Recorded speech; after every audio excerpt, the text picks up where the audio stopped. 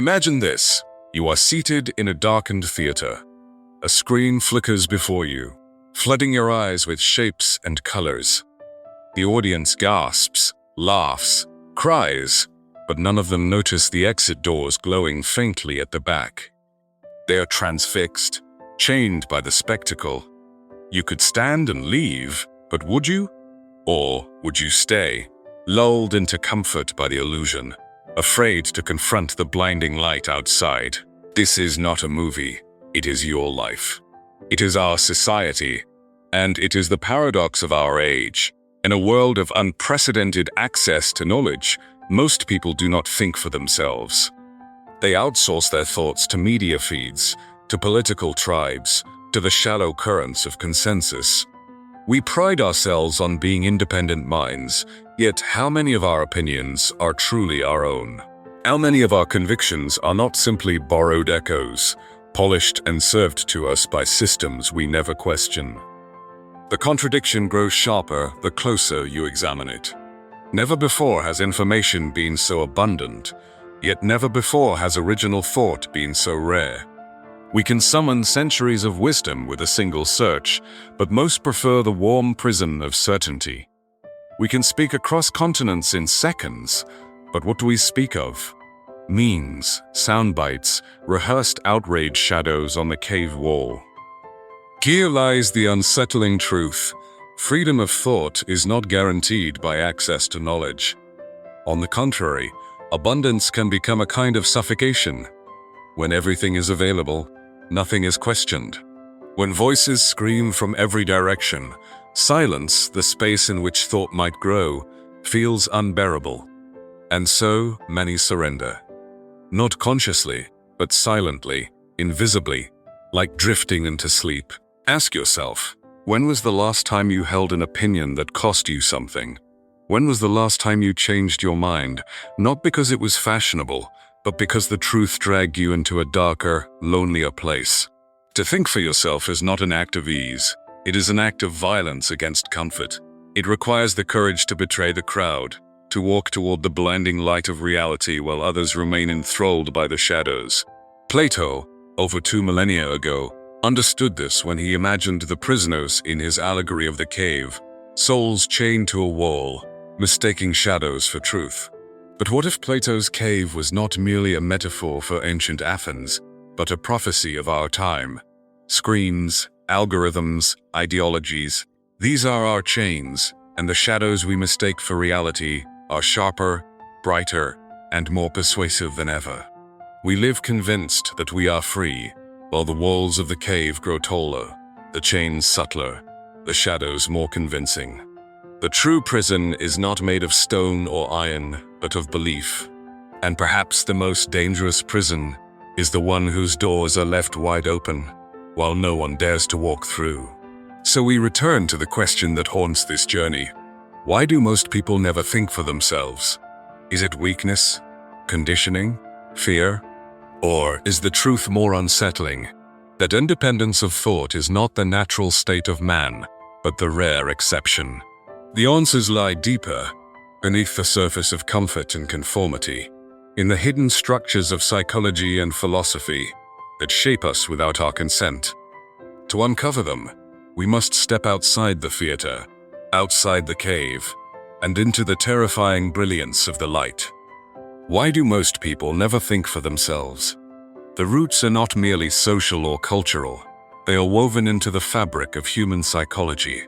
To grasp this, we must turn to philosophy and psychology alike, for both reveal an uncomfortable truth. The majority of human beings do not seek truth, they seek safety. Carl Jung once warned that people will do anything, no matter how absurd, to avoid confronting their own soul. To think for oneself means to wrestle with contradictions, to encounter the unknown, to stare into the abyss of one's own shadow. But this is terrifying. And so, rather than confronting reality, the psyche constructs defenses: conformity, projection, repression, the comfort of ready-made narratives. The mind, desperate for stability, prefers the illusion of certainty over the chaos of authenticity. Nietzsche, in his ruthless clarity, called this tendency herd morality. He argued that most humans fear freedom, for freedom demands responsibility. To belong to the herd is safer, to repeat its values, to borrow its language, to surrender individuality in exchange for belonging.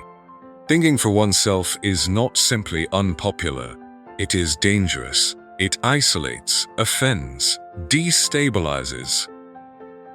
It strips away the protections of the group and leaves the thinker exposed, a lone figure against the tide of consensus. Schopenhauer, too, saw the tyranny of this pattern. He described humanity as driven not by reason, but by blind will, a ceaseless striving for survival, reproduction, status. Reason is often a mask, a post hoc justification for what the will already desires.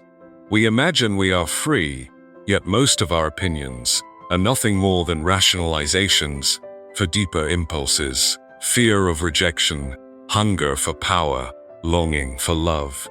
To think independently requires piercing through this mask, an act few can endure. Modern voices echo these ancient insights. Aldous Huxley warned of a future where people would be enslaved not by force but by pleasure, distracted into submission by endless entertainment. That future is now. Our chains are made of dopamine, convenience, and curated feeds that tell us what to believe, whom to hate, and what to desire. Like the cave dwellers, we mistake the flickering shadows, news cycles, social media trends, political slogans for reality. And worse, we are comforted by them. Existentialists like Sartre and Frankl added another layer, the crushing weight of freedom itself. If we are truly free, then we alone are responsible for giving our lives meaning. But responsibility is heavy, and most would rather surrender it. Sartre called this bad faith, the choice to live as though our freedom did not exist, to let roles, systems, and conventions dictate our lives. Frankl, who endured the horrors of the concentration camps, saw the opposite possibility, that meaning can be chosen, even in suffering. Yet for most, the thought of radical freedom is too much to bear. The pattern becomes clear. From antiquity to modern psychology, thinkers have recognized that humans naturally cling to illusions. The cave, the herd, the will, the spectacle, they are different names for the same condition.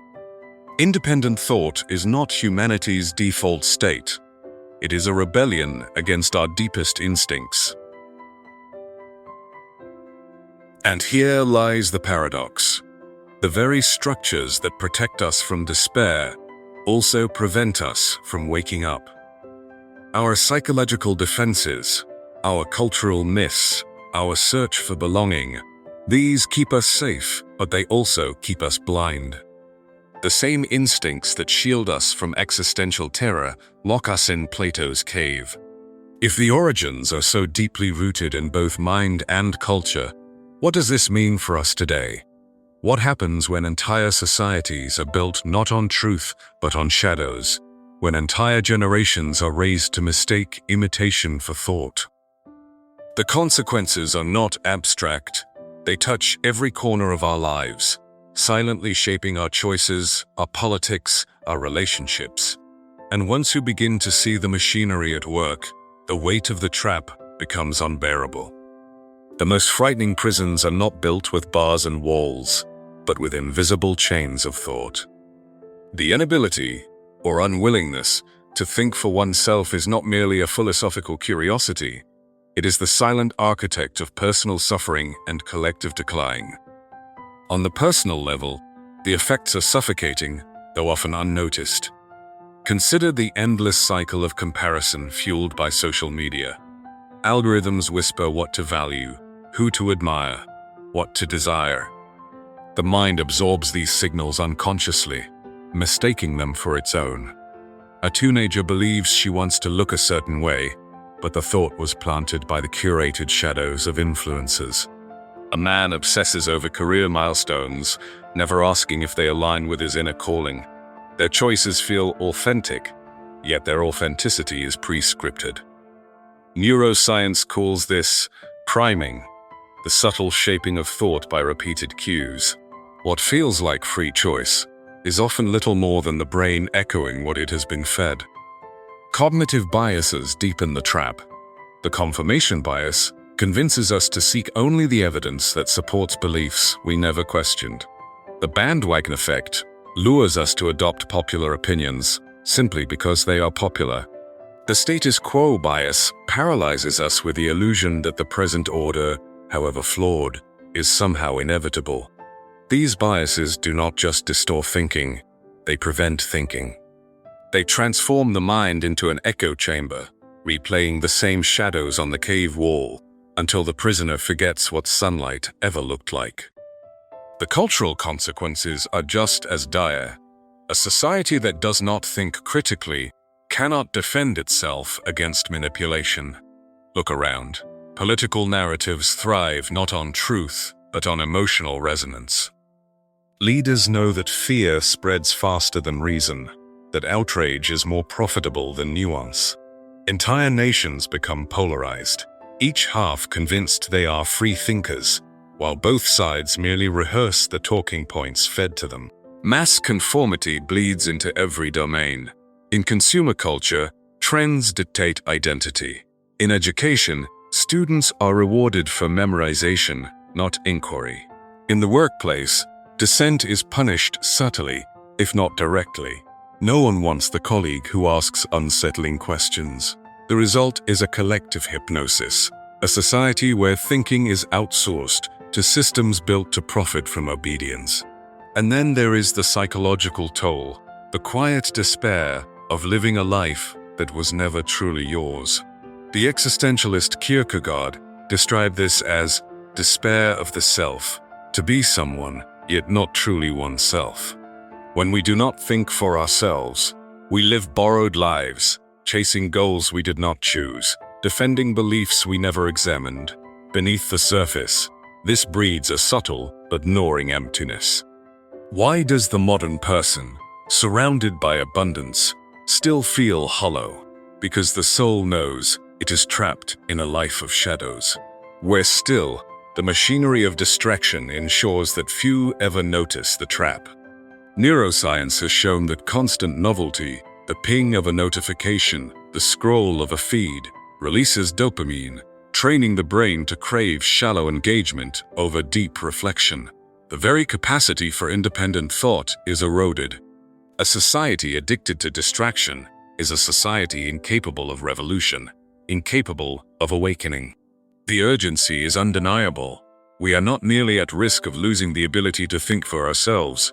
We are in the process of losing it.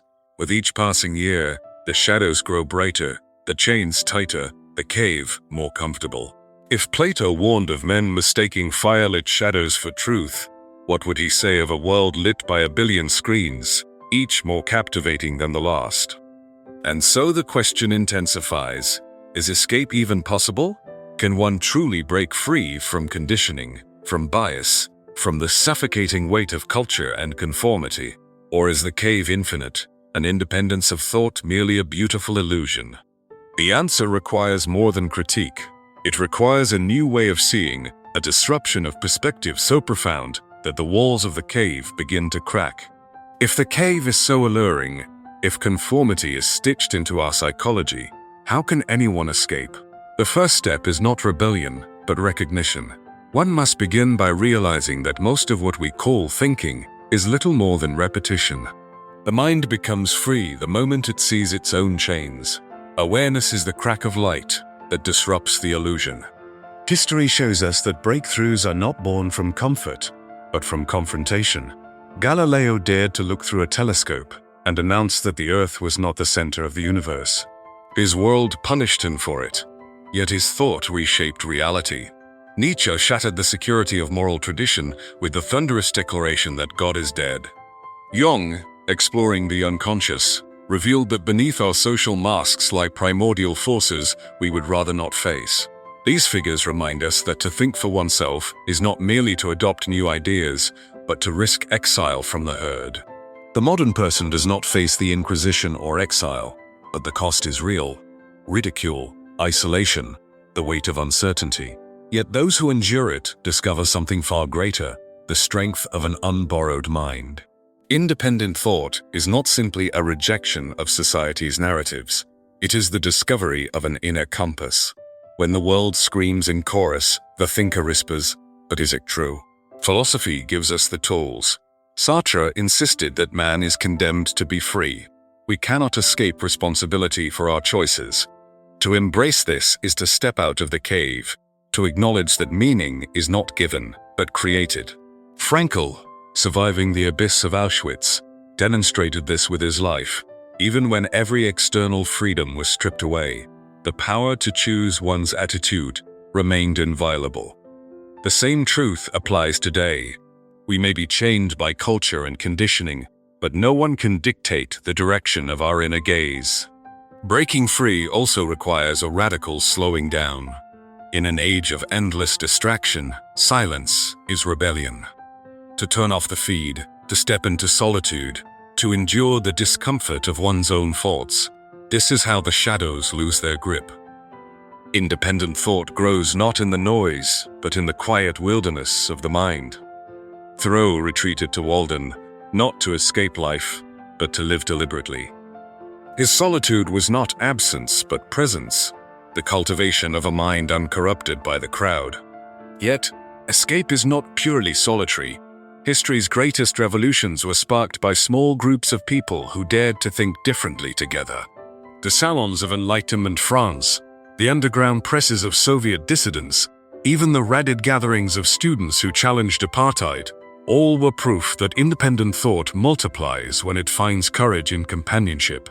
To break free, one must not only reject the cave's shadows, but seek out others who also hunger for the light.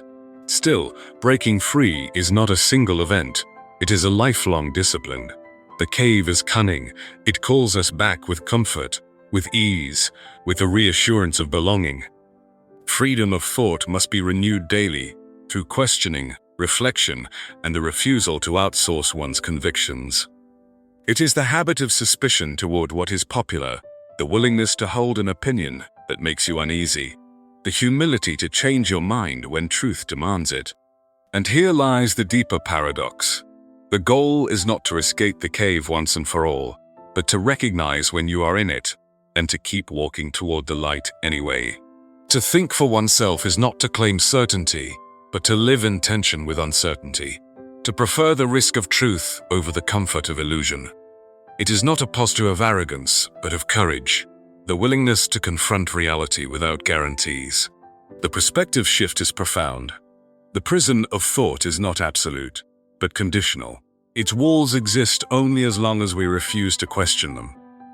The shadows lose their power the moment we dare to turn our heads. And though the light outside may burn, it is in that burning that the soul awakens. The skies added for the prison, rash, abrash, and slow. The soul of prison is come. But even this is not the end. There is a deeper revelation, one that reframes not just society's illusions, but the very nature of reality itself. For to think independently is not merely to see differently, it is to be reborn. Imagine stepping out of the cave. At first, the light is unbearable, a blinding assault against eyes that have only ever known shadows. You stumble, disoriented, longing to return to the comfort of illusion. But as your vision adjusts, you see for the first time the staggering enormity of reality. Mountains, rivers, skies, all that was hidden now revealed. The shock is not just in what you see, but in realizing that you had mistaken fragments for the whole. This is the ultimate revelation. Thinking for oneself is not simply about opinions, but about existence. It is not the swapping of one belief system for another, but the discovery that reality itself is far larger, stranger, and more terrifying than any system can contain. The cave was never just society. It was the self, the mind that cloned to certainty. the ego that mistook survival for truth. To think independently is to see that we were not simply watching shadows, but projecting them. Here lies the most unsettling paradox. Freedom of thought is not a gift, it is a burden. It strips away illusions, but in doing so, it leaves us naked. To think for oneself is to surrender the comfort of the herd, the security of unquestioned narratives, the sweet anesthesia of belonging. It demands that we stand in the raw, unfiltered brilliance of truth, even when that truth wounds us. And yet, it is precisely here, in the wound, that the soul awakens. Philosophers across time glimpsed this same horizon. Nietzsche declared that only when we kill our old gods, those comforting but suffocating illusions, can we create new values. Jung insisted that the journey into the unconscious, into the darkness we fear, is the path toward individuation. Frankl showed that meaning is not discovered in pleasure or conformity, but in the decision to affirm life, even in suffering. Their voices converge on the same radical insight. Reality is not something handed to us. It is something we must wrestle into clarity through courage. This realization overturns everything we thought we knew. To think for oneself is not to possess answers, but to embrace questions. It is to live in the open air, where certainty dissolves and possibility expands. It is to recognize that truth is not static, but unfolding, not a destination, but a horizon that recedes as we approach. The cave promised finality. The light demands continual becoming. A gun and see why means all the way. And perhaps this is the greatest secret. Most people will never think for themselves, because freedom is not what we imagined. We believed it would be a liberation into comfort. In reality, it is a liberation into struggle. It is standing alone, carving meaning out of chaos, walking into the storm without a map. That is why the majority remain chained. The shadows, however false, are easier to bear than the blinding truth. But for those who dare, the transformation is irreversible. Once you have glimpsed the light, the shadows lose their power. Once you have felt the trembling vastness of reality, the cave becomes unbearable. You cannot return, though the crowd may beg you to. The price of independent thought is exile, but the reward is authenticity. And so, the final revelation is both brutal and beautiful. Most people will never think for themselves, not because they cannot, but because they will not. They fear the solitude, the responsibility, the vertigo of freedom. Yet for the rare few who choose otherwise, the path leads not to comfort, but to transcendence. They become, in Nietzsche's words, creators of values, builders of new horizons. They live lives that are not borrowed, but born. Now, the question returns to you, more urgent than ever. Will you remain in the cave, lulled by shadows, or will you step into the blinding light? Will you cling to the borrowed comfort of the herd, or will you risk the solitude of freedom? The doors are open, the light burns, the choice is yours.